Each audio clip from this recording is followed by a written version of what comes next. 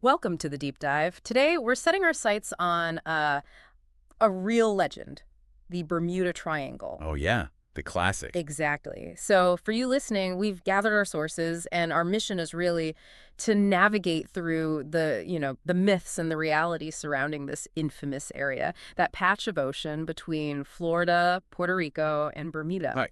The one that supposedly swallowed up ships and planes. It's a story that just keeps pulling you in, doesn't it? The Bermuda Triangle has really taken hold in our collective imagination. Totally. You mentioned disappearances, and yeah, for decades, it's been painted as this almost supernatural zone where things just vanish. Yeah, vanished. It's become the go-to example when we talk about the unexplained, really. Hmm. And our guide today, this Popular Mechanics article, it reminds us that the name itself, Bermuda Triangle, only popped up in, 1964, Vincent Gaddis. Right. Gaddis coined it. Hmm. But then Charles Berlitz with his book in 74. Wow. Oh, absolutely. He poured fuel on the fire, didn't he? That book, The Bermuda Triangle, sold millions. It's clear this mystery has a powerful grip. It really does. And what's so compelling, I think, is just the sheer wildness of the theories that have sprung up. I mean, our article covers a huge range. Yeah. From what to what? Well, everything from, seemingly paranormal stuff to more grounded scientific ideas, though still pretty speculative sometimes. Okay.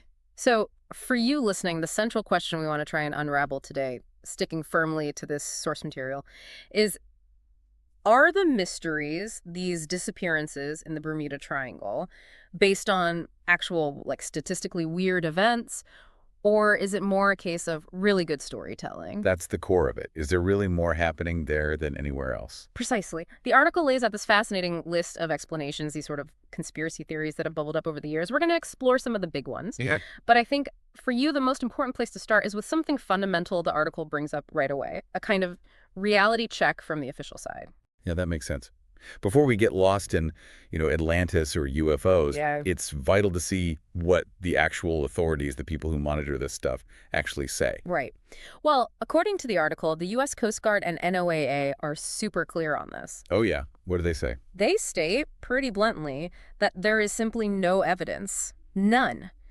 Zero evidence to suggest that ships or planes disappear more frequently inside the Bermuda Triangle than in any other similar busy ocean area anywhere else in the world. Wow. Okay. Yeah. That feels like a really crucial piece of information right off the bat. Doesn't it? It really reframes the whole conversation. Yeah, it makes you wonder if there's even a unique phenomenon we need to explain in the first place, statistically speaking. Exactly. But the stories are just so persistent, aren't they? And the article does a great job laying out some of the most popular attempts to explain the legend anyway. So where should we dive in next? Okay, let's start with one of the real crowd pleasers, the one that brings a bit of ancient mystery into it.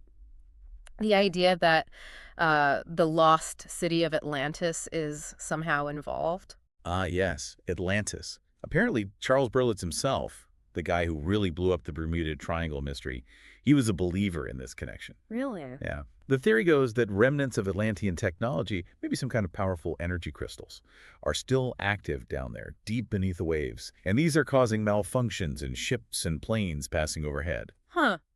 It's a pretty dramatic image, isn't it? This advanced, sunken civilization still messing things up centuries later. Definitely cinematic. But the article does point out a rather significant hurdle for this theory, wouldn't you say? Indeed, a pretty big one. The article delivers a rather straightforward assessment. Atlantis, well, it simply didn't exist. Right.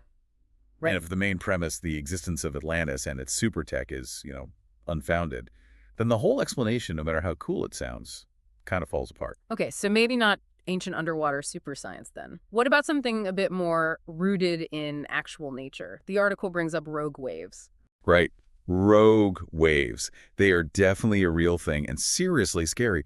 We're talking about these massive, unexpected walls of water that can just appear out of nowhere, dwarfing everything around them. Terrifying. Yeah, and the article mentions research from the University of Southampton suggesting the triangle's geography, where storms can converge from different directions, might make it, particularly prone to these things, potentially reaching heights of up to 100 feet. 100 feet. Okay, yeah, that would absolutely destroy a ship. Could explain some vessels vanishing without a trace, for sure. Mm-hmm. But the article points out a key limitation, right? Especially as we try to get the whole picture for you listening. Exactly. While a 100-foot rogue wave could absolutely sink a ship, no question. It doesn't really explain the planes disappearing way up in the sky. Good point. So rogueways may be part of the story for ships, but not the full explanation for everything associated with the triangle. Okay. Moving on to another natural phenomenon, one that messes with our navigation tools. Magnetic forces. The article highlights something unique about the triangle here. Yes, this is interesting. The article points out the Bermuda Triangle is one of the few places on Earth where a compass needle naturally points towards true north, not magnetic north. Okay, explain that difference again. So true north is the fixed geographical north pole, like the top of the globe.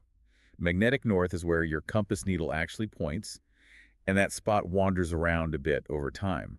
The difference between those two directions at any given location is called magnetic declination. And in most places, there is a difference, a declination. Right. But in the triangle, or parts of it anyway, true north and magnetic north line up. No declination or very little. And this has fueled theories that, like, compasses go haywire, leading pilots and sailors astray. That's the idea, that this lack of expected declination might disorient people. However, the article pretty quickly addresses this. How so? Well, it points out that experienced pilots and sailors know all about magnetic declination. They expect it to change. They calculate for it. It's just part of navigation. Whether it's 0 or 5 degrees or whatever, they account for it. And maybe more importantly, the article reminds us, countless ships and planes cruise through the Bermuda Triangle every single day without any magnetic drama whatsoever. So it's an interesting geographical fact, but probably not causing mass disappearances. Doesn't seem likely based on the source, yeah. Okay, so we've looked at Atlantis, rogue waves, magnetic weirdness. Now, let's maybe venture into the more speculative end of the pool. What about the classic go-to for anything unexplained? Aliens. Ah, the extraterrestrial hypothesis. Can't have a mystery zone without aliens, right? Apparently not. So the article touches on the theory that, maybe UFOs are using the Bermuda Triangle as some kind of portal. Or a base. A portal. To where? Who knows? Another dimension. Their home world. Right. The idea is they're maybe abducting humans, ships, planes for research or, well, whatever aliens do. And that would explain why no wreckage is ever found. Right, they just scoop it all up. It definitely adds a layer of high strangeness to it all. And yeah, the lack of debris does seem to fit that narrative in a weird way. It provides a convenient out for the missing evidence, sure. Yeah. But like most theories involving little green men or gray ones, Yeah. there's a pretty significant lack of, well, any actual proof. Yeah. Verifiable evidence. It stays firmly in the realm of, sci-fi speculation. Gotcha. Okay. Yeah. So from potential alien visitors, let's swing back to something that at least sounds like it has a basis in science. Methane bubbles. The article talks about a discovery related to this. Yes, methane hydrates. Back in 2016, researchers, I think it was the Arctic University of Norway, found these absolutely enormous craters on the seabed in the Barents Sea, way up north. Craters? From what? Their theory was these craters were caused by sudden massive blowouts of methane gas that had been trapped under the sediment, just huge eruptions from the seabed. Okay. And the connection to Bermuda. Well, naturally, some people immediately went, maybe that's what's happening in the Bermuda Triangle. The idea being that similar methane eruptions could suddenly reduce the density of the water, causing ships to lose buoyancy like that and sink almost instantly. Wow. That's a compelling image. A sudden, invisible trap from below. But what do the actual Norwegian researchers, the ones who found the craters, say about that link? Yeah, this is super important, and the article makes sure to highlight it.